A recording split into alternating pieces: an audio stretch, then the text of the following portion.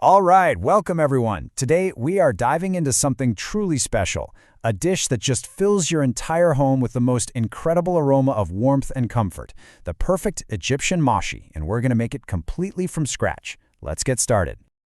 There's just something magical about Mahshi, isn't there? Especially on a cold day. It's one of those amazing dishes where the smell greets you at the door before you even take your coat off. It's so much more than just food. It's a feeling, a scent that just warms you from the inside out. So today, I'm going to walk you through my absolute go-to method for getting it perfect every single time. We'll break it down into 5 key stages. We're going to start with choosing and prepping our veggies, then we'll craft the absolute heart of the dish, the filling. After that, we'll cover the delicate art of stuffing, explore 2 fantastic ways to cook it, and finally, serve up our delicious masterpiece. Okay, first things first. Every amazing dish starts with great ingredients, right? And for Mahshi, that means picking the absolute best vegetables and prepping them with a little bit of love. This is our foundation. So, what are we looking for at the market? Well, the key here is all about balance. For zucchini, you want to grab medium-sized ones. If they're too big, they get watery, and if they're too small, they're just a pain to fill. With eggplant, honestly, any color works beautifully. But if you can get your hands on those small local green peppers, their flavor is just unbeatable. For onions, we want those sweet white ones. And for tomatoes, make sure they're nice and firm so they don't fall apart on us. Okay, let's talk technique for the zucchini. It's easier than it looks, I promise. First, just trim both ends. Now here's the crucial trick. Measure your core against the outside of the zucchini, leaving about 2 centimeters at the bottom. That way, you won't poke right through. Then, hold the zucchini steady and just gently twist the core and the veggie in opposite directions, and the inside will slide right out. You're aiming for walls that are just right, not too thick, not too thin. And as you finish each one, just pop it into a bowl of salt water. Oh, and for the eggplant, here's a little pro tip for you, a real game changer. Before you even think about coring it, just gently roll it on your countertop. Apply some firm, even pressure. This softens up the inside and makes hollowing it out so much easier. Now, prepping onions for Mahshi, it's a bit of a unique process, but it's so worth it. First, just peel off that very outer papery skin. Then, make a single cut from the top down to about the middle. Don't slice it all the way through. Put the onions in a bowl of boiled water, take it off the heat, and cover it for about 15 minutes. This softens them up perfectly, and you can gently peel off each layer. Now here's the key. See that thin, papery membrane inside each layer? You have to peel that off. It can be bitter, and trust me, removing it makes all the difference. All right, with our veggies prepped, we've come to the absolute heart of our Mahshi, the filling.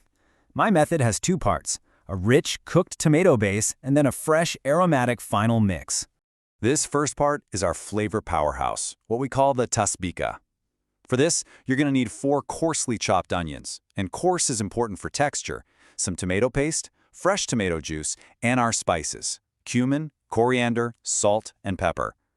A little bit of sugar is my secret weapon to balance out the tomato acidity, and a mix of oil and ghee, well, that just gives it an incredible richness. Okay, grab a wide pot. We're going to gently sauté those onions in the oil and ghee until they're super soft and translucent. But listen, no browning. We don't want that flavor here. Then stir in your tomato paste and let it cook for just a minute. That little step deepens the flavor beautifully. Now pour in the tomato juice, add all your spices and the sugar, bring it up to a boil, and then immediately turn the heat way down to low. We're just going to let this simmer away until it's thick, rich, and you can see the oil separating a bit.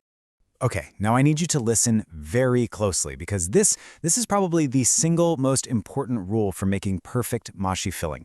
You have to let this cooked sauce cool down completely. I mean it. If you add the rice and herbs while it's hot, the rice will get mushy and the fresh herbs will just wilt and lose all their vibrant flavor. Patience is everything right here. So once your tasbika is totally cool, it's time for the grand finale. Let's bring it all together. To that beautiful sauce, we're going to add our washed and really well-drained Egyptian rice, another finely chopped raw onion for a little bite, a bit more oil to make everything glossy, and then a ton of fresh parsley, cilantro, and dill. We'll also hit it with the same spices again to make sure every single component is packed with flavor. Just mix it all together, and you'll have a filling that smells absolutely irresistible. Okay, our veggies are prepped, our filling is smelling incredible. Now we move on to the most delicate step of all. This is the gentle art of stuffing. And believe me, how you fill each vegetable really matters. And you'll see different veggies need a slightly different touch. For zucchini, think loose and gentle.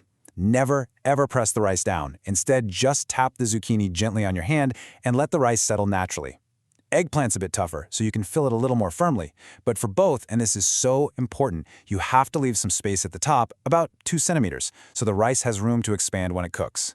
This is the secret to making sure your Mahshi doesn't burst open.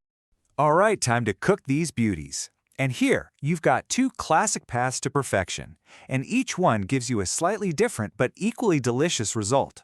You can bake them in the oven or simmer them on the stovetop. So what's the difference? Well, the oven method. It kind of roasts the vegetables and gives you these amazing concentrated flavors. It's also fantastic if you want a really impressive presentation. The stovetop method is that traditional, cozy, one-pot meal approach that gives you an incredibly tender, steamed texture. Honestly, you can't go wrong with either one. No matter which way you go, oven or stovetop, you're going to need this amazing cooking broth. It's super simple. Just some broth or water, a bit of tomato paste for color and depth, a stock cube, salt and sugar to balance it out, and some oil. And hey, if you want a little tangy twist, a chef's secret, add a couple tablespoons of pomegranate molasses. Just bring it all to a boil, and you're good to go. And this brings us to another golden rule. This one is for the cooking part. When you pour in that broth, listen up. The liquid should only come up to just below the top of the veggies. Never, ever cover them completely. They're going to cook in a combination of simmering liquid and steam, and that is the secret to fluffy, perfectly cooked rice that actually stays inside. So if you're doing the classic stovetop method, here's what you do. Arrange your veggies nice and snug in a heavy-bottomed pot. You can even lay them over some seared meat to make it a whole one-pot meal. Pour in that hot broth, then put a small, heat-proof plate right on top. That little bit of weight keeps everything from floating around. Bring it to a good boil for just a moment, then immediately drop the heat to the absolute lowest setting, cover it up, and let it gently simmer away. And what's the magic number for cooking time? Whether you're in the oven or on the stove, it's 90 minutes. Yep, an hour and a half of slow, gentle cooking is what it takes to get those vegetables melt in your mouth tender and the rice inside perfectly cooked and fluffy. Okay, after 90 long minutes of that incredible smell filling your kitchen, it's finally time for the best part, the reward. Your masterpiece is ready to be served. But before you serve, let me give you a few final pro tips straight from my kitchen. First, that liquid at the bottom of the pot, that is pure liquid gold. Don't you dare throw it out. Serve it as a sauce. If you baked your Mahshi, pop it under the broiler for just a few minutes to get some beautiful color. And finally, listen to your pot. When the bubbling stops and you hear a gentle sizzle, that's the sound of perfection. And this is the moment of truth. When you slice into one, oh, you'll see it. The rice is perfectly fluffy, not a bit mushy. The vegetables are so tender you can cut them with a fork. And best of all, every single grain of rice has stayed exactly where it's supposed to be. That, my friends, is a perfectly made Mahshi. You know, this dish is absolutely a labor of love, but the reward, it's just so worth it. It's comforting, it's delicious, it's just deeply satisfying.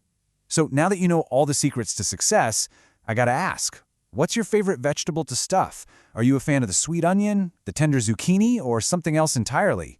Happy cooking!